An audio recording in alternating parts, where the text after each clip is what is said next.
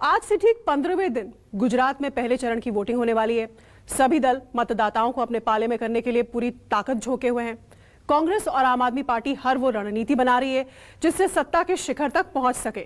BJP भी सत्ता बरकरार रखने के लिए पूरी मजबूती के साथ चुनावी मैदान में है। लेकिन इस बीच बीजेपी की टेंशन बढ़ी है। पार्टी की ये टेंशन किसी और ने नहीं बल्कि खुद के एक इंटरनल सर्वे ने बढ़ाई है। आखिर बीजेपी के इस इंटरनल सर्वे में क्या है और आम आदमी पार्टी कैसे गुजरात में इस बार अहम रोल निभा सकती है, आइए इस रिपोर्ट में देखते हैं।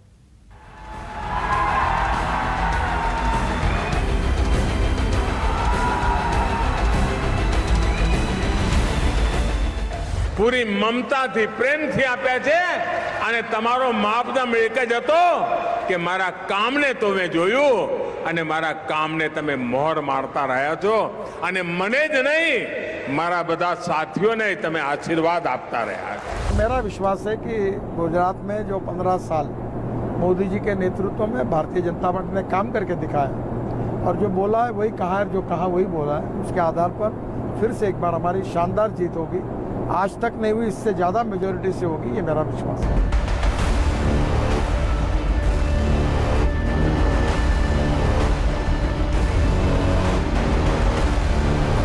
दोस्तों, गुजरात बदलाव मांग रहा है। गुजरात तंग आ गया है बीजेपी से।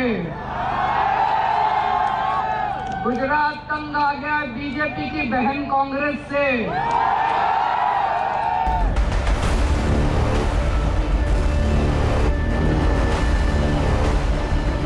जो आम आदमी पार्टी का है पूरा हवा में है, ग्राउंड पे कुछ नहीं है। गुजरात में बीजेपी कांग्रेस की लड़ाई, आपने मुकाबला टफ कराए।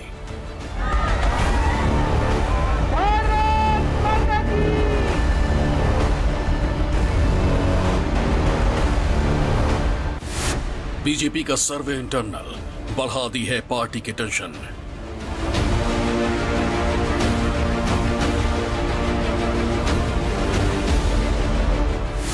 चार फीसदी वोटों का गणित बताएगा सरकार का मार्जिन।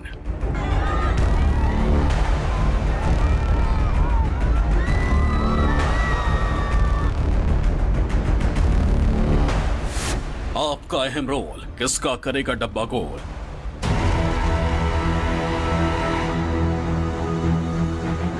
भारत माता की।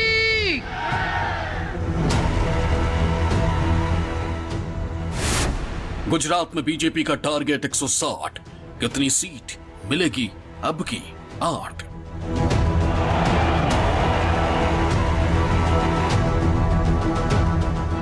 गुजरात के सियासी बिसात पर शह और मात का खेल जोरों से चल रहा है। बीजेपी, कांग्रेस, आम आदमी पार्टी अपने अपने तरीके से ऐसी रणनीति बनाने में जुटी है जिससे गुजरात की गद्दी पर काबिज हो सके।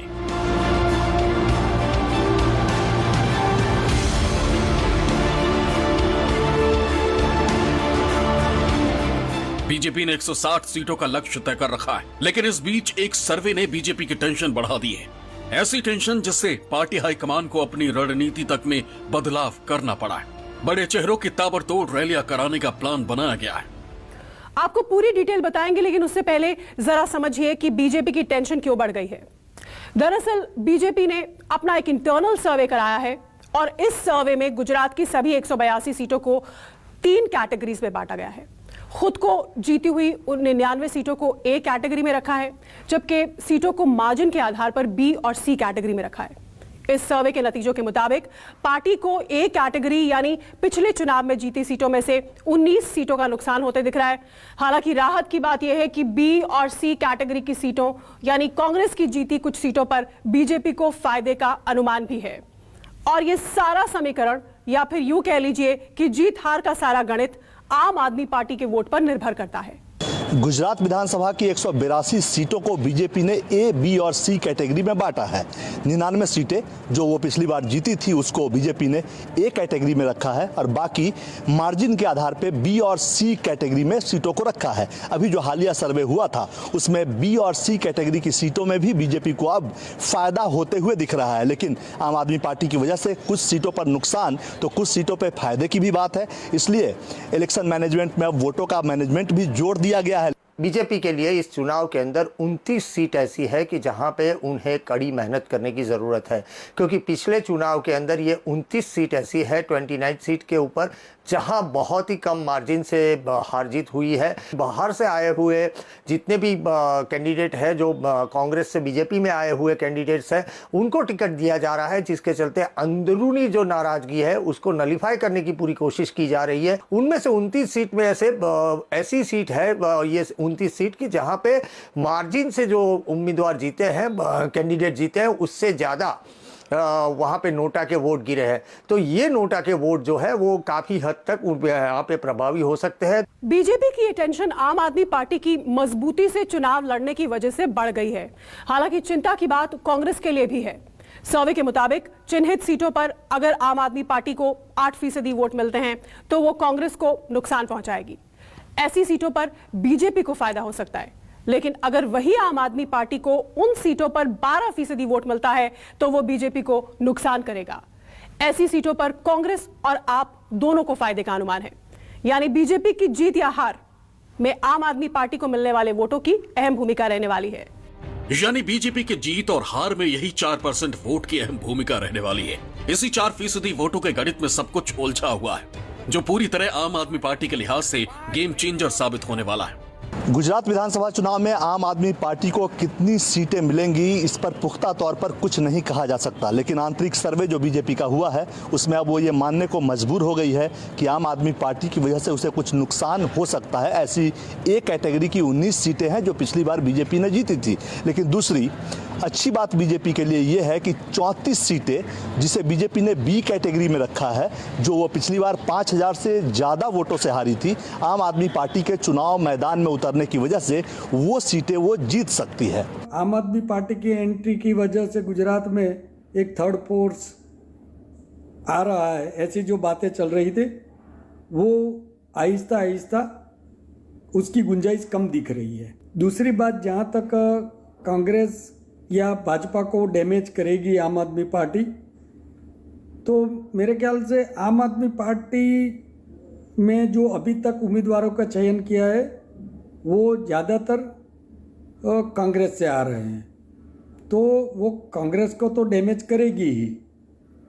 और जो भाजपा को डैमेज करने की बात है वो मेरे ख्याल से वहाँ पे जो भाजपा को ट्राइबल बेल्ट में जो सीट नहीं मिल रही है, जो बेसिकली कांग्रेस की है, वो जीतने का जो सपना था वहाँ पे शायद वो भाजपा की मुराद पूरी नहीं होगी। दरअसल आम आदमी पार्टी ने गुजरात चुनाव में पूरी ताकत झोंक दी है। खुद सीएम अरविंद केजरीवाल से लेकर डिप्टी सीएम मनीष सिसोदिया और पंजाब के सीएम भगवंत मान समेत पार्टी के तमाम बड़े चेहरे चुनावी कैंपेन में जुटे हैं। वहीं अब तक कांग्रेस का कोई बड़ा चेहरा न तो चुनावी मैदान में दिख रहा है और न ही किसी तरह की एक्टिविटी दिख रही है। हालांकि दावा किया जा रहा है कि कांग्रेस चुपचाप यानी शांतिपूर्वक तरीके से अपने अभियान को आगे बढ़ा रही है। ऐसे में अब ये जानना जरूरी है कि गुजरात में आखिर पिछले चुनाव में क्या हुआ था, नतीजों का समीकरण क्या कहता है। 2017 का चुनाव परिणाम देखें तो कुल 182 सीटों में से बीजेपी को 99 सीटों पर जीत हासिल हुई थी। कांग्रेस 77 सीटों पर जीत दर्ज करने में कामयाब हुई थी, जबकि 6 सीट अन्य के खाते में गई थी। इन 182 सीटों पर जीत हार के अंतर की बात करें तो 29 ऐसी सीटें थीं जहां जीत और हार का मार्जिन सिर्फ 2% या फिर उससे कम था, जबकि 57 सीटों पर जीत हार का मार्जिन 5% या फिर उससे कम था। जिन 57 सीटों पर मार्जिन 5% या फिर उससे कम था, उनमें से 25 सीटों पर बीजेपी को जीत मिली थी, जबकि कांग्रेस 35 सीटों पर जीत दर्ज करने में कामयाब हुई थी। पिछले चुनाव में 29 सीटें ऐसी थी जहां जीत हार का अंतर 2% से भी कम था। इनमें से 15 सीट ऐसी थी जहां बीजेपी के कैंडिडेट के जीत का अंतर 258 वोट से लेकर 3000 वोट के आसपास था। इनमें से एक सीट थी गोधरा की, जहां पर सीके राहुल जो कि बीजेपी के कैंडिडेट थे महज 258 वोटों से जीते थे। इसी तरह से 2017 के चुनाव में 14 सीटें ऐसी थी जहां कांग्रेस के कैंडिडेट बहुत मामूली अंतर से जीते थे। इनमें से कपराड़ा सीट पर जीत का अंतर महज 170 वोट का था। इस सीट से चौधरी जीतू भाई कांग्रेस के उम्मीदवार जीते थे। आंकड़ों के लिहाज से देखा जाए तो जीत हार का सबसे कम मार्जिन वाली ज्यादातर सीट सेंट्रल गुजरात में रही। यहाँ 12 सीटें ऐसी थी जहां जीत हार का अंतर 1% से भी कम रहा। पिछले चुनाव में सेंट्रल गुजरात 61 सीटों में बीजेपी को 37, कांग्रेस को 22 और अन्य के खाते में 2 सीटें गई थी। इसके अलावा नॉर्थ गुजरात की 32 सीटों में से 8 सीटें ऐसी थी जहां जीत हार का अंतर 2% से कम था। यहां बीजेपी को 17, कांग्रेस को 14 और दूसरे दलों को 1 सीट मिली थी। वहीं इसके बाद सौराष्ट्र कच्छ के 54 सीटों में से 6 सीटें ऐसी थी जहां विनिंग मार्जिन 2% के करीब था। हालांकि इससे रीजन में बीजेपी को भारी नुकसान पहुंचा था। बीजेपी को महज 23 सीटें मिली थी, वहीं कांग्रेस को 30, जबकि 1 सीट पर एनसीपी जीत दर्ज करने में कामयाब रही थी।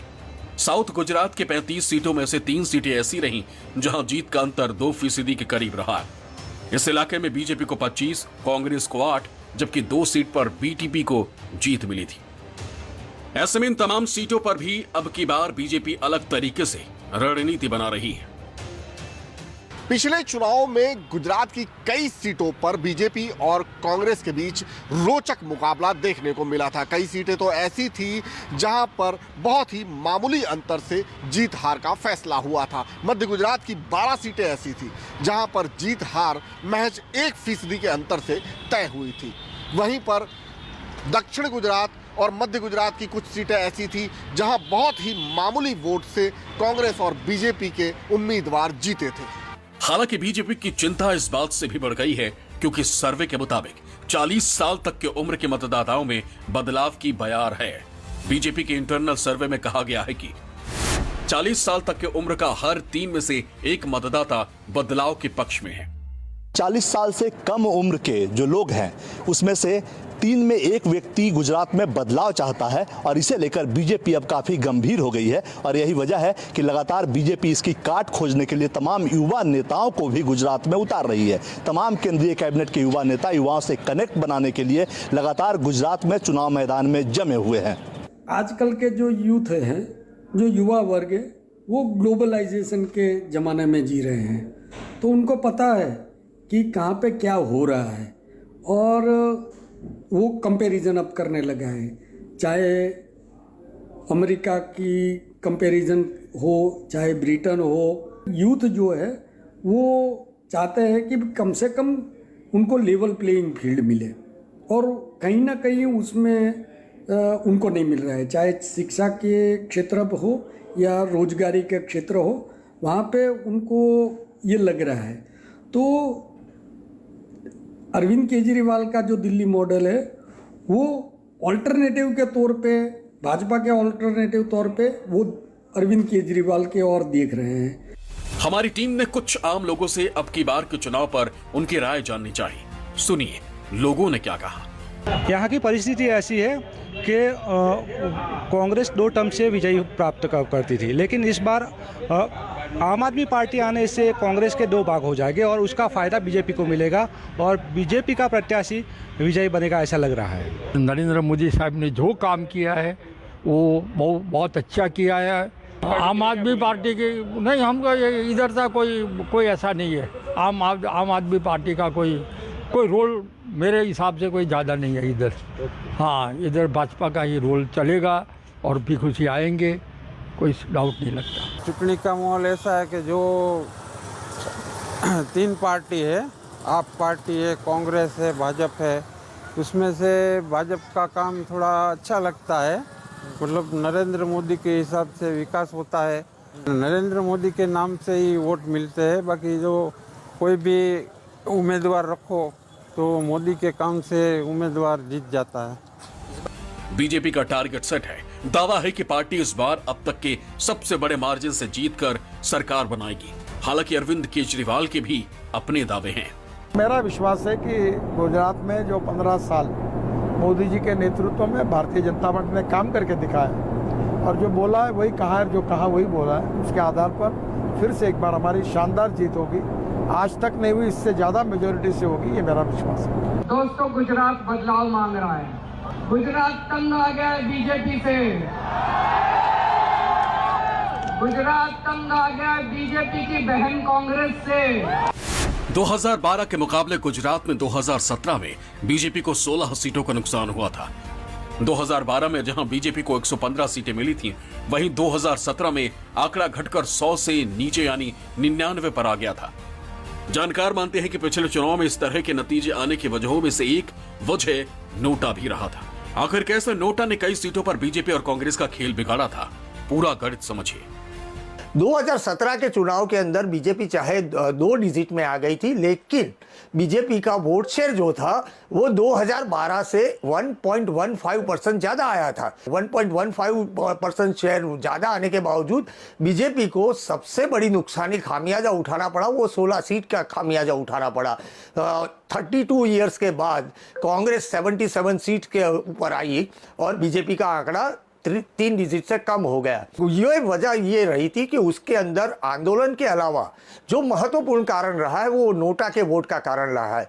वहां पे गुजरात के अंदर पीछे 2017 के अंदर 1.80% नोटा के वोट हुए थे, जो 5 लाख से भी ज्यादा है। और टोटल जो है ये नोटा के वोट ने जो असर की है, वहां पे जीत का मार्जिन जितना है उससे भी ज्यादा मार्जिन वाली सीट आई है। तो ये नोटा यहाँ पे काम कर रहा है। बीजेपी इस बार गुजरात में रिकॉर्ड जीत के टारगेट के साथ मैदान में उतरी है, लिहाजा अब के चुनाव में पिछली बार की तरह कोई नुकसान न हो, निर्धारित लक्ष्य के आंकड़ों तक पहुंचा जा सके। इसके लिए बीजेपी ने अपनी रणनीति में बदलाव किया है। इस बदलाव के तहत पार्टी अब अपने बड़े नेताओं को डोर टू डोर कैंपेन अभियान में लगाने वाली है। खुद प्रधानमंत्री नरेंद्र मोदी 28 और 29 नवंबर के अलावा 2 और 3 दिसंबर को रोड शो के साथ डोर टू डोर अपने हाथों से मतदाता पर्ची बांटेंगे। इसके अलावा गृह मंत्री अमित शाह, रक्षा मंत्री राजनाथ सिंह, सड़क एवं परिवहन मंत्री नितिन गडकरी, पार्टी के राष्ट्रीय अध्यक्ष जेपी नड्डा समेत करीब 54 बड़े नेता अलग अलग जगहों पर डोर टू डोर कैंपेनिंग करेंगे। ये पहली बार होगा जब सबसे बड़ा स्टार प्रचारक पार्टी का और देश का प्रधानमंत्री डोर टू डोर कैंपेन करता नजर आएगा। तय ये हुआ है कि 28 और 29 नवंबर को यानी कि फर्स्ट फेज की वोटिंग से 48 घंटे पहले प्रधानमंत्री 6 मोहल्लों में घूमकर यानी कि जहां उनकी जनसभा होगी उसके आसपास के मोहल्लों में मतदाता पर्ची बांटकर बीजेपी के लिए वोट करने की अपील करेंगे। इतना ही नहीं, दूसरे फेज की वोटिंग से पहले यानी 2 और 3 दिसंबर को भी प्रधानमंत्री नरेंद्र मोदी गुजरात में ही रहेंगे और उस वक्त भी वो डोर टू डोर कैंपेन करेंगे और मतदाता पर्ची आम लोगों के बीच बांटेंगे। मकसद साफ है, हर हाल में न सिर्फ गुजरात का किला बचाना है बल्कि पुराने सारे रिकॉर्ड तोड़ बड़े मार्जिन से फिर से सरकार बनाई जाए। हालांकि आम आदमी पार्टी ने भी पूरी ताकत झोंक रखी है, साथ ही कांग्रेस भी अंदर खाने अपने चुनाव प्रचार को धार देने में जुटी है। लेकिन तय जनता को करना है कि वो अब की बार गुजरात के सत्ता पर किसे बिठाती है और इसका फैसला भी आने वाले 8 दिसंबर को हो जाएगा। दिल्ली से कुमार गौरव और अहमदाबाद से भूपेंद्र सिंह के साथ ब्यूरो रिपोर्ट, न्यूज़ 24।